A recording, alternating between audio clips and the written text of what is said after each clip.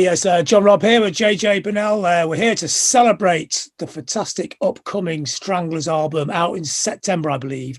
JJ, is it? We're hoping so, yeah. Yeah, if nothing else goes wrong. So Dark Matters, it's called, and it's an intro. It's 7 years, 8 years since the last album. Oh, I think over 8 years, yeah. Wow. Well, the time has been spent constructively because the album, it's kind of a continuation of the last two albums, but it's quite a sophisticated affair, and it also has all the different hallmarks of the many different periods of Stranglers' greatness, all somehow put into one album. Now, was that intentional at all, or did the songs just suggest themselves as you wrote them? It's more the latter, yeah. There was no intention. There was no general theme running through it. It was just, the last few years we've been so busy touring, and I'm not one who can write a song in a hotel room about how lonely it is on the road and stuff. And so we concentrated on touring because, if you're a musician, you want to play.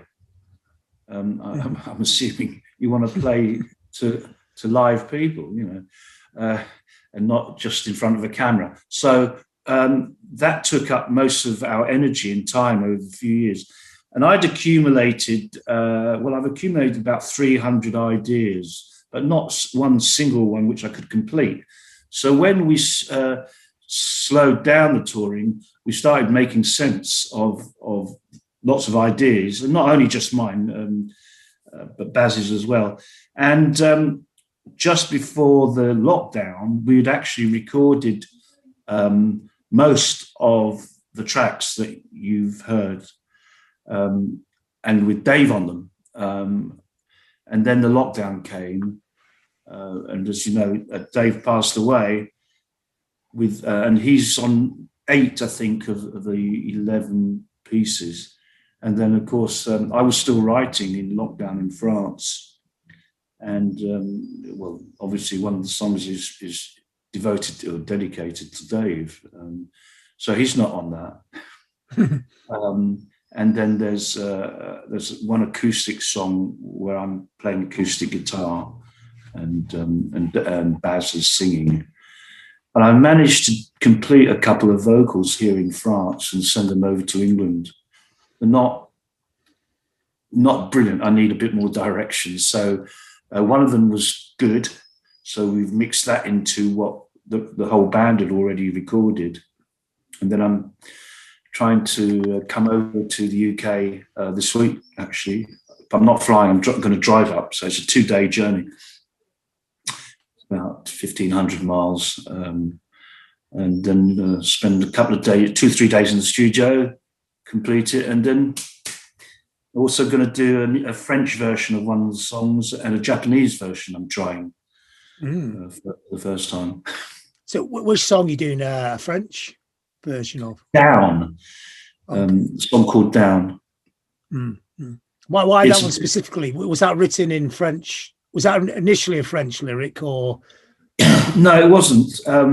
But fortunately, the word down is understood in French. It's also used in French, modern French, Oh, je suis down, I'm a bit down. So it lends itself to that, and it's a bit melancholic. So I thought it might be a bit of a torch song, Yeah, well, that's one of the interesting things about the album. That there's great gnarly classic Stranglers, but there's also a strand of melancholy through the record as well. There's quite a few very effective quieter pieces that have a chanson flavour to them, very classic 60s French pop kind of melodies as well. Absolutely. And it's something you've toyed with before over the years in Stranglers, but there's a lot more of it in this record, and it really works. Was that something you'd always wanted to explore? I think you're right, John. I think but it's not conscious. It's just, I suppose, it's part of our DNA, and as we've got older, rather than home in on just a narrow band of things of inspiration, if you want, or I think we've covered the whole whole gamut of what we've experienced over our lives, which influences us inevitably, you know. And I've listened to all kinds of music. I've never been really tribal with music. You know, I never just thought, oh, I like this kind of music, I don't like that kind of music, because I think music, all forms can touch you, you know, and you can sometimes think, okay, well, I'm a punk rocker, but I like this little jazz thing here, or, you know, I'm a folk singer, but I like this little rock and roll, heavy metal thing, or whatever, you know. If you like music, I think you can be touched by any form of music. Okay, we all specialize in different forms, but I think you can be receptive to it, almost any kind of music. If it touches you, it touches you, you know. Mm. I mean, Stranglers have always been a melodic band, but this record, the melodies are very lush. I mean, did you work hard on melodies to make them to kind of extrapolate the actual melodies? I'm such a sucker for melody. I think I think every generation brings different rhythms to the fore, but I think melodies are timeless. Mm-hmm. And was it, you know, the gestation period is long? Was that because you were working on these melodies, you know, to bring more to them, you know, because it's not that hard to get a melody line per se, but to make it to actually bring something classic and bigger out of it takes a lot of work, takes a lot of thinking. Is that part of the process? Well, yeah, it is. Well, with us, I suspect it is with most musical groups. You know, there are four of us in the band. Well, there were four of us in the band, and everyone brings something to it. Otherwise, that's why it's signed off the Stranglers. It's not Burnel or Warren or Black or Greenfield. It's the Stranglers. Whoever makes up the Stranglers at that particular time, you know. I mean, what actually constitutes the Stranglers now? Is it, you know, with new members in? I mean, is there some kind of hierarchy, or is it still very much you lock the door, the four people in the room is the Stranglers, and is Jet somehow still in a revolving orbit? Jet's very much involved. He's not drumming anymore. He wouldn't be able to, and I wouldn't ask him to. He's given of his all over the years, and he's constantly in touch. He's still got a huge influence, even if he's not a playing member of the band. I mean, you know, he started the band really way back, and I respect his views. And he's very enthusiastic about the Stranglers still. He thinks for him it's a mission. So the mission statement says that we carry on until the last man standing. I spoke to him only last week, actually. I mean, Jet will be the last man standing, won't he? I tell you, he's got the heart of he should have died a few times, actually. He was telling me, and we were laughing about it in a sort of macabre kind of black way. He said, "I've outlived David Bowie. I've outlived Lemmy. I've outlived, you know, all these." And yeah, he's still there. You know, he's getting weaker and he's older, as we all are. But he's lived several lives. That boy. I don't know how he's managed to do it. I mean, what's his role in the band now? Is he just somebody to just talk things through, or does he have does he have a right of? Not right, but can he sort of say, I don't want that to happen, or is he just somebody like an elder Strangler statesman you can bounce problems more from? That. I mean, he wouldn't tell us not to do something. He'd give his advice saying, I don't think that's advisable to talk about that kind of thing, or no, on the contrary, talk about it, you know, write about it. But he's not. He's just. I think he's our number one. What's the word? Cheerleader. Yeah, he's not. He never said, "Oh well, I'm leading the band, so the band should split." You know, he said, on the contrary, he said, "I can't do it anymore, but this boy's he's good," and he sort of mentored Jim for a start. No. And in fact, we had them both playing on stage one time. I thought, oh, great, let's do a Gary Glitter song. Rock and roll. Great song. Yeah. It is a great song. And it brings me into another subject.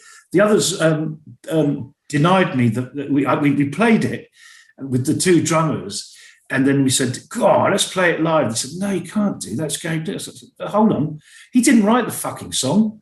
You've got to separate. Sometimes you've got to separate the artist from the art. Otherwise, how come Wagner's still being played in concert halls all over the world?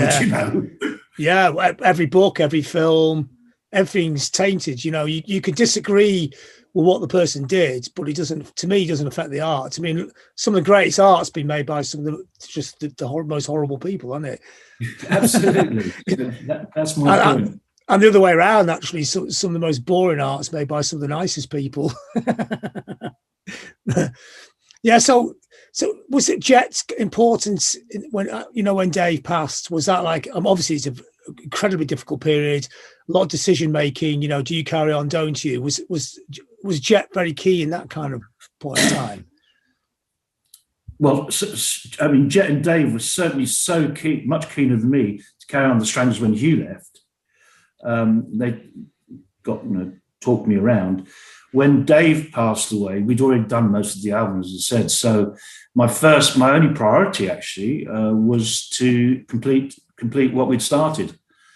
And then, of course, over a period of time, we realised that there was an enormous amount of sympathy for the band worldwide. And interestingly enough, as you know, we'd had tickets that had already been put on sale for a UK tour, and then a worldwide, a European tour. And I thought, well, people would be asking for their refunds, obviously, which is fair enough. But my first priority was to complete the album.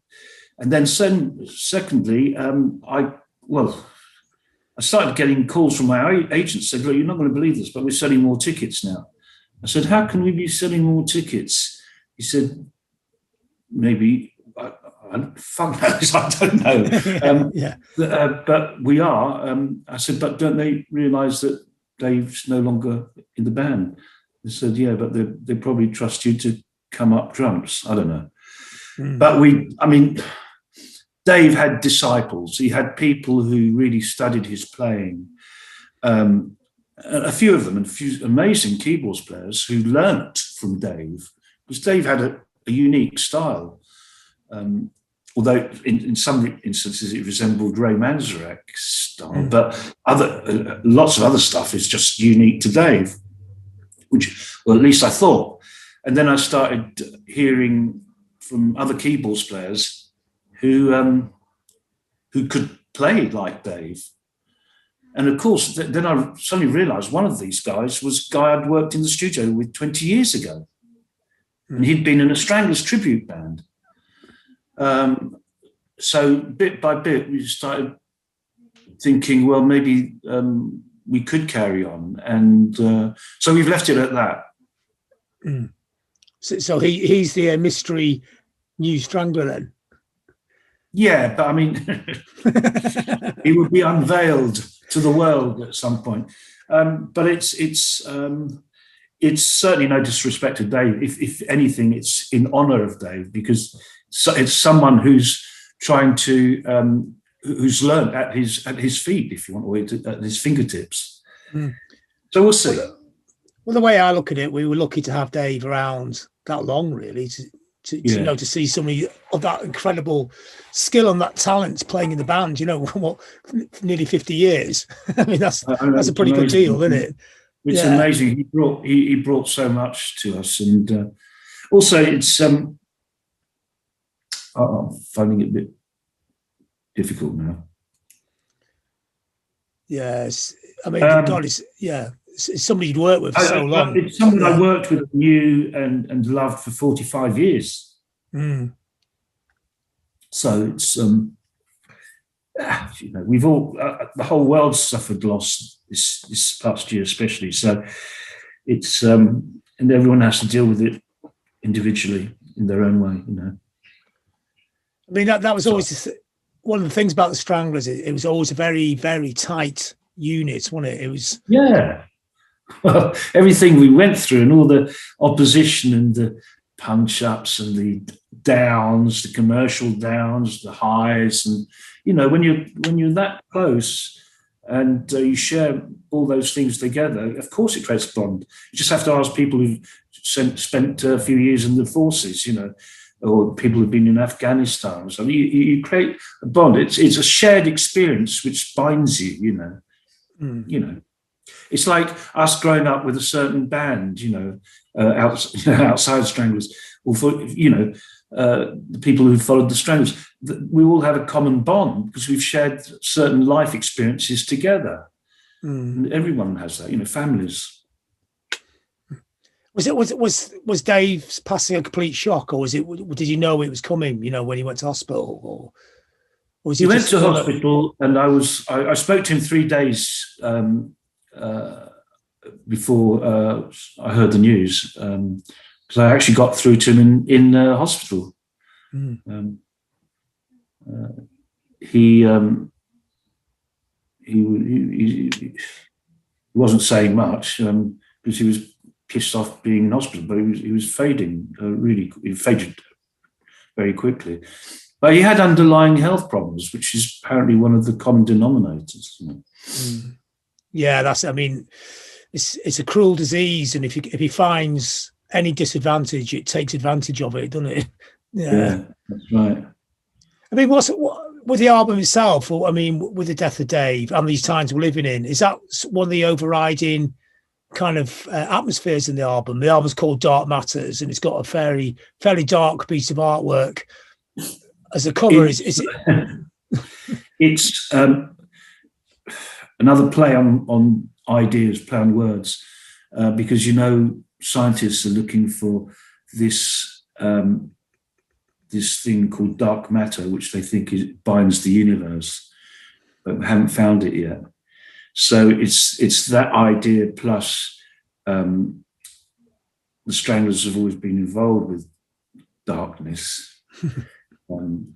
But you can only appreciate darkness if there's light. So it's kind of a play on a few themes, and we thought it just was quite appropriate. And then, of course, the mystery of the well, you know, the figures on the artwork you've seen. Then that's a mystery in itself. There are theories, but no one really knows. Yeah, because the people that made them, they all disappeared, didn't they? Which was quite amazing. Amazing, yeah. So so lyrically, with the album, have these themes running through it in the songs? Well, yeah. I mean, there are a few themes which crop up, but not intentionally. It's just, I suppose, it's what was in the forefront of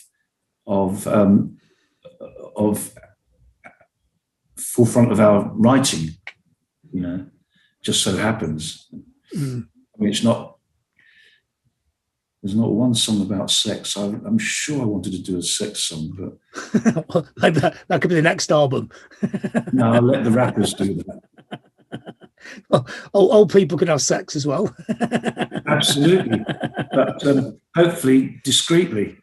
I mean, that's always it's an interesting thing with rock and roll, isn't it? You know, how does it grow old disgracefully or gracefully?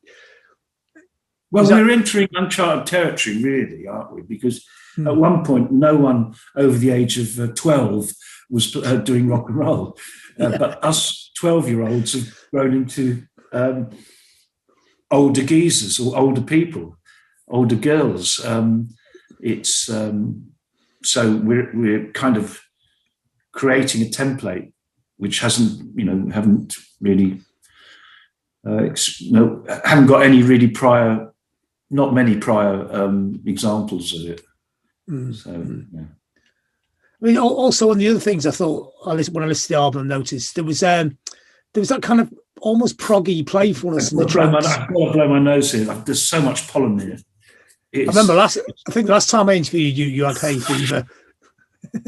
It must have been springtime as well. It's the problem here. The problem in this immediate area is cypress trees. Mm. We had some wind the other day, and the cypress trees are tall evergreens, which are typical of this part of the world and of northern Italy. And you could see clouds of pollen coming off them. Incredible. It's just gone up my fucking nose. Yeah, you go. No, not over here. Yeah, so it's saying like there's a playful, almost progginess to some of the tracks as well. You know, the quirkiness which we all really loved in the early Stranglers, and it seems to have made a bit of a comeback on this record. There's some odd sounds, textures, rhythms. Was that? Well, yeah. Maybe we've gone full circle. We're just on puise dans notre fond. How you say in English? We're digging deep from the existing well. I mean, is that because you got Jim's playing drums? The drums aren't so programmed on this record. You've actually got a drummer. There's no programmed drums. Yes, so it's an opportunity to play around with structures and rhythms and dynamics. Well, it is. It helps enormously. And before Jet started doing more and more programming, we used to do loads more rhythm changes and experimentations with tempos and stuff. So we can do that again, and it just requires a lot of work together. You can't do it separately. You have to rehearse it and see what happens, which is great fun, very exciting. I mean, did some of the songs actually come from jams, or is everything pre-written and then presented to the rest of the band? I think one song has definitely come from jamming, Breathe, which is kind of a bit jazzier. I think that's the last one you might have heard on that album, I think. And others have come about. Well, yeah, of course, you're sitting around of an evening, you've had a beer or two, you've had a dinner, and you're playing guitar, and then you suddenly come up upon a little idea. Someone says, "Oh, play that again, do that." Oh, I think, that's part of the process. And I suspect your band does it, and most bands in the world do it. I mean, sometimes you have a completed song and you just offer it to the others, but I prefer the collaboration, and that's why I'm in a band. It's not my band. It's not me and my band. It's us, team. Collaboration, interpretation as well of ideas. Yeah, absolutely. Well, it is an interpretation. Once someone has the initial idea, and the others interpret it in their own way. It's a catalyst for their skills or their talents, or not. But most times that's how it is. I might have an idea of a song, and if the idea is very strong, then I'll insist on following it. But other times, the others bring something to it, and I said, "Yes, what a great idea! It's a catalyst, isn't it?" And that's the exciting thing about being in a band.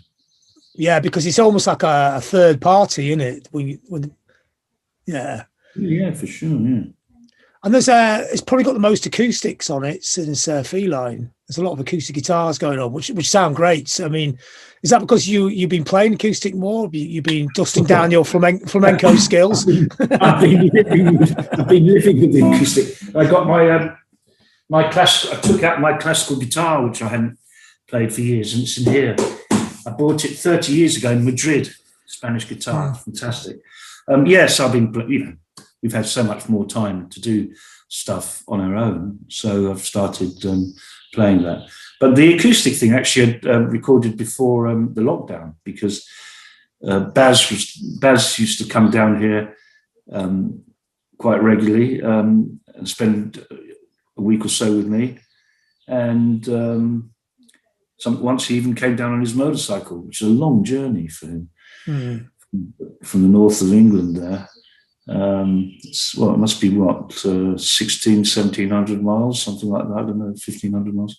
And then we that's what we do, isn't it? We just play guitars to each other. So it saves talking. Yeah. It's also the deepest form of communication anyway, isn't it? Playing music. Yeah, it's beyond language and everything, isn't it? Yeah. Well, that's a good way of saying it. Yeah. So you play flamenco, don't you? Well, I play classical. I used to play. I've been playing a lot more recently, just to empty my mind and just keep the fingers going. And sometimes I think, oh, I can nick that. Yeah. It's 300 years old. It's out of copyright. Yeah. So would that transpose back onto the bass then? Some of the lines you'd be coming up on with the acoustic? Yeah. Would that be the core of your unique bass style then? That combination of that kind of surly, youthful JJ macho crossed with these classic guitar lines and melodies, acoustic melodies. Well, it's certainly played a huge part in my kind of playing, of course. You can't deny what you've done beforehand. Before Stranglers, I did 6-7 years of classical, and I actually had the privilege to go to concerts by Julian Bream, who's probably Britain's foremost classical guitarist before John Williams turned up. I saw Segovia in his last years at the Festival Hall, so I was immersed in all that at the same time as realizing that rock and roll was just the best thing. Rock music was just, and seeing electric, bands, fantastic. When I was a kid still, so it's the mix of those two influences that spurred me on. It's quite, because it does say quite a lot about you as a person as well. There's two quite different versions of you operating within you, isn't there? Yeah, but I think you'll find if you scrape the surface of every human being, there's more than one dimension to them. Some people have an image of one thing, but in quieter moments or whatever, they have other aspects. We're all much more multifaceted than people think at first glance, and the same with musicians, and most human beings are not just one thing. And with this album, that multifaceted, version of you and the band as well seems to thrive. Is that? I guess it's accidental, but is that something you're aware of? Well, I'm aware of having listened back to the body of work that we've decided to include on this album. I'm still thinking that this is probably one of the best things we've ever done. But of course, it takes time for that idea to permeate. Also, with the fact that there are 17 other previous albums, but I think it will stand close scrutiny to everything we've ever done in 40 odd years. I don't think there's a filler on this particular body of work. And it's just a shame that people don't listen to albums so much, because they have low concentration these days. But if you can give it 40 minutes of your time, I think you might have a fulfilling experience. Yeah. It's definitely a world you can get lost in, which is always a sign of a great album. Yeah. Well, yeah, or of any great entertainment, movie or what. I think our modern concentration spans are less. Yeah, there's a lot of distractions. Yeah. There are loads of distractions, and you also have to be we need connectability for some reason. You take someone's smartphone away from them, they'll suffer very quickly, which is kind of a bit of an indictment, sad indictment.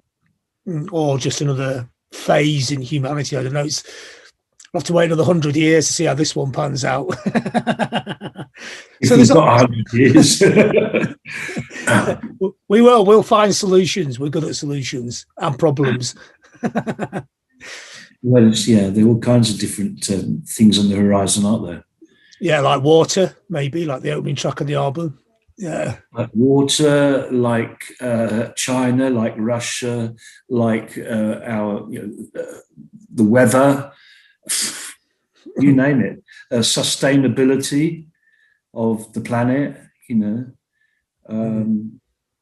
all kinds of diseases, obviously, all kinds of stuff. Yeah. So we've got an awful lot on our plates for the next few generations. Yeah, which thematically is stuff that Stranglers have been talking and singing about since 1977, isn't it? Yeah, I still think we should have written more sex songs, but for some reason it hasn't been on the forefront of our writing. We've been more interested in everything outside and around us, There was a romantic, well, I mean, obviously there's a sex and romance, but there's always been a romantic nature to the Stranglers as well, haven't there? I mean, I know there's a fantastic one-dimensional image and version of Stranglers, which has always been entertaining, but there's also been that always sort of an autumnal, baroque, romantic nature to the band, which in this album is actually, you can hear it all the way through this record as well. Yeah, I hope so. I mean, I think at some point you have to expose yourself if you're an artist. If you consider yourself remotely to be an artist, you have to expose yourself, and because that's what you're working with what's inside you, and obviously it's successful when other people identify with it, or can they can identify with parts of it or points of it, So yeah, I dig that. I know what they're talking about, or that's just touched me. It's about communion in the end, isn't it? Yeah. And there's a level of sophistication on this album, which it's an extra level of sophistication. Well, we become sophisticated in old age. Well, I think you are. I don't think you were never Sid Vicious in the punk days, were you? There was, I mean, you're a scrapper, but there was more levels. Even then, there was much more levels, and now it's like flowering now, isn't it? It's a record like this, which like I said, is sophisticated. Flower that flowers once in a lifetime, then dies. It happened last year, didn't it? Some flower. It bloomed for the first time in 50 years and died. Yeah. Which is actually quite a cool song idea somewhere in there, isn't there? Yeah, exactly. The analogy could be romantic in a kind of tragic kind of way. Yeah. But the level of sophistication on the record are played out on all the sounds and the textures and the song structures. It never relaxes into one specific sound or groove. It's always moving, and it's always moving in really enticing and successful ways. So was it about playing to the strengths of the band, because there's a lot of very good players in the group. I mean, Dave's keyboards are probably the best. It's all the classic Dave keyboards on this record. If you're gonna sign off like he has done, this is the way to sign off. It's some of his best workers on this record. Yeah, absolutely. I agree. Poor Dave. Bit angry with him. Well, for leaving the Stranglers. The only way you can't come back. How dare he? Yeah, but he's playing his greatness record, and it's all those classic runs. Yeah, really melodic, lots of imagination, lots of different styles of playing, and it's one of the hallmarks of the record, really. Yeah. Sometimes that gothic thing there. Sometimes, yeah. But I think we had more time to.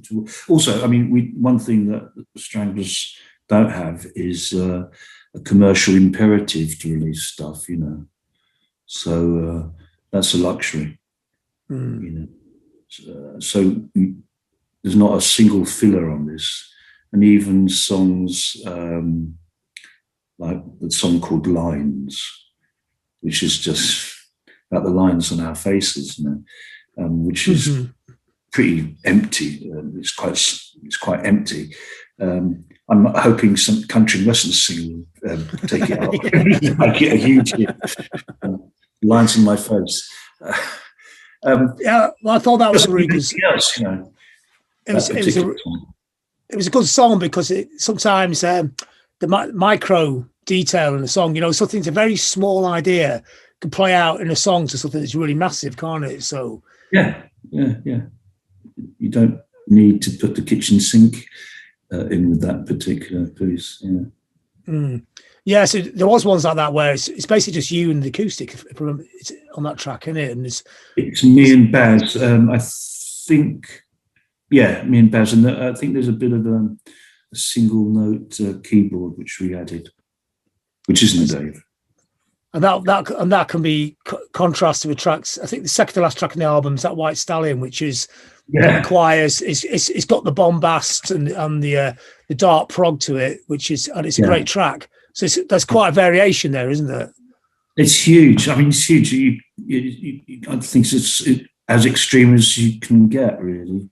And White Stallions, I started writing that 3 years ago. I just, when Trump came to power, actually, or 4 years ago, I just thought it's all bluster.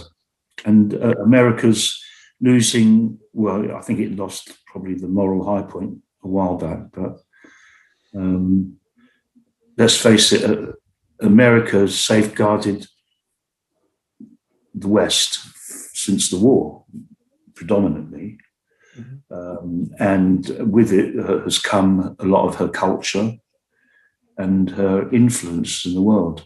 So when a few years ago I started realizing that American power and influence and moral standing was declining. And unfortunately, what I could see, which would fill in that vacuum, was China, which I don't think is a great example to us in many respects. So, and a bit of a threat. So that's what White Stallions is about. The White Stallions time is over. The lion is waiting to take over. So it was about that. And then suddenly we put sort of a Stranglers disco beat on it, and then which makes its rare appearance. I think the last time you had that beat was Let Me Introduce You to the Family. Yeah, or yeah, that's right. Or oh yeah. Oh, Men in Black album. Thrown Away. Thrown Away. Thank you. It was great. Both great songs actually. The Stranglers are actually quite good at sort of stranglified disco. We've never every time. I'm sure when you start out as a band, you wear your influences on your sleeve. In other words, they're obvious. Your influences are obvious, and if you get the chance to develop and become your own person, those influences are less obvious. And we failed every time. When we tried doing a reggae song, it turned out like Peaches, or sleazy, or discos, like just never quite copied it. We tried, but we just didn't. Something perversely changed it, and it became sort of Stranglerish. Yeah, I guess it's a chemistry of the people in the room. It's it can never be put into a box, can it? And I suppose the chemistry now with what the lineup is now, does that feel different when you're creating or when you're playing, or is the Stranglers such an all-pervading thing now that whoever enters that room somehow becomes stranglified as well? Maybe by osmosis or something. I think they get the Strangler virus, and that's it. And it's like vampires, They get Strangler vampired. I don't know. It's the material demands. Once you're doing the material, playing the material, I think you have to stay faithful to it, and there can't be too many variations from the original thing. There's a bit allowed, obviously, but it should be treated more like sort of classical music, I think, So if someone comes in, for instance, and is not playing it as it should be, then they get found out very quickly. Not just melodically, you mean it's the feel, attitude wise in the feel, yeah, absolutely. But it's put on a new, treated with respect, especially older material has to be treated with even more respect. So is it like making a new record an opportunity to redraw that? It becomes, the current lineup's version of the Stranglers. Yeah. I think so. I mean, do you see this album as a closing of a chapter or the opening of a new chapter? I really don't know. I thought for a while, since it's every 8 years. Well, the last one was 8 years ago. 8 years' time, I might not be around. But I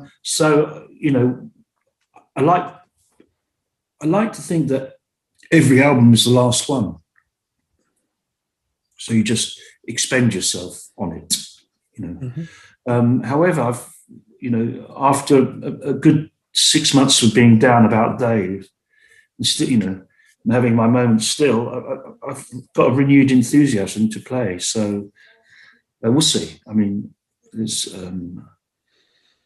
but I'm up for playing again, and I'm up for accumulating ideas, collecting ideas, and trying them out. New ones which aren't on this album necessarily. So it's still ongoing, Yeah, I mean, to me, listening to it, Hello, you.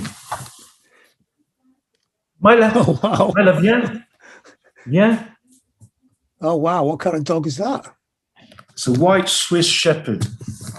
Wow. Jeez. Have you had it specially shampooed? No, she's a dirty little bitch. Am I not? It looks like she's just woken up. It's got that kind of docile. No, I think she's been up since quite early, but she's just come to visit me for some reason. Walk, food. No, she's had she's had her food for the day. She'll have a 5 to 10K walk later.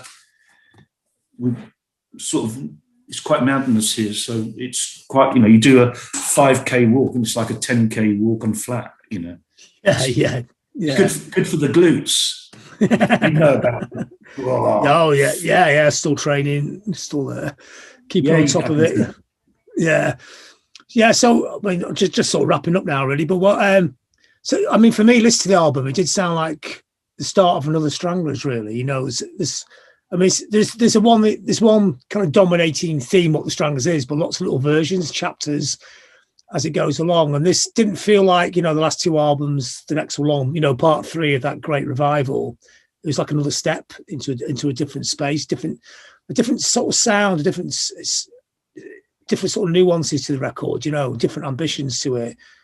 But it's easy for me, listening to it from the outside. I can hear that when you're on the inside, you can't tell those things, can you? Well, one thing I am aware of, John, is I think this is the most grown-up album we've ever done. Yeah, I think that's grown up. Pathetic, isn't it? Yeah. Might as well retire, get terminated now. But yeah, I think it's the most grown-up album. Yeah, well, I think that's good. I think it's good to not feel that you have to live up to a version from 45 years ago, Well, there's an English expression about that, isn't it? Basically, mutton dressed as lamb. Come on. Yeah. I mean, most other people, most bands who are smart, well, there's very few can actually get to that level. It's a luxury to be allowed to grow up, isn't it? Well, yeah. Fortunately, we perversely not always chased the dollar, and we've done things the opposite to what we was expected to do. Like on a few occasions, like when we had an accidental worldwide hit with Golden Brown, for example, and then the record company who had previously refused to release it, asked us to repeat it. So we gave him a 7-minute record in French. I don't think that's been the overriding motivation, just success, success for the sake of it. I just don't get that. I've never got that. So I think we've been fortunate enough not to have to go that route. And we've suffered as a result occasionally, financially. But I think we've been honest to ourselves, and I think that's been the most important thing. And it's why should you see? Success comes in different ways, isn't it? Some people think it's just about money. I think it's about achieving what you set out to achieve. In the broadest artistic sense, so I'm quite pleased with the way the Stranglers have gone. I've never understood why people, as soon as they had a dip in success, if they'd had success in the first place, they split up, or there was dissension, in the ranks. It's, for me, that's the tail wagging the dog. It's not the dog wagging the tail. Although you have had your dissension as well, right? Well, of course, yeah. And healthy outcomes come from that. Well, I guess it's only the Hugh thing, isn't it? Because all the other members, everyone else has been able to operate with everyone else in the band, haven't they? Even though you're quite very, very different people in that group, it's amazing it actually worked the amount of time that it did, really, isn't it? Well, it's probably.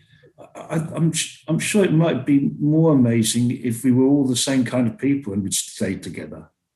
I think we just complemented each other. We didn't, no one was on the other one's toes, sort of personality-wise. And it's still that's the makeup. Even now, you don't want the same kind of people. In this band, anyway. I think everyone has to be different. So just go back to that grown up thing. What would you say makes this the grown up Stranglers record?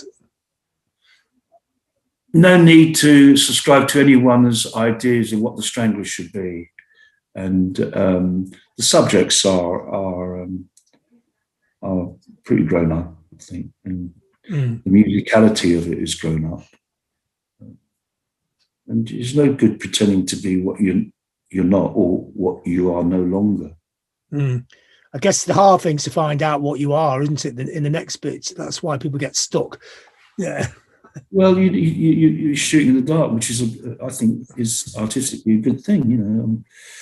If no one likes this record, then no one likes it.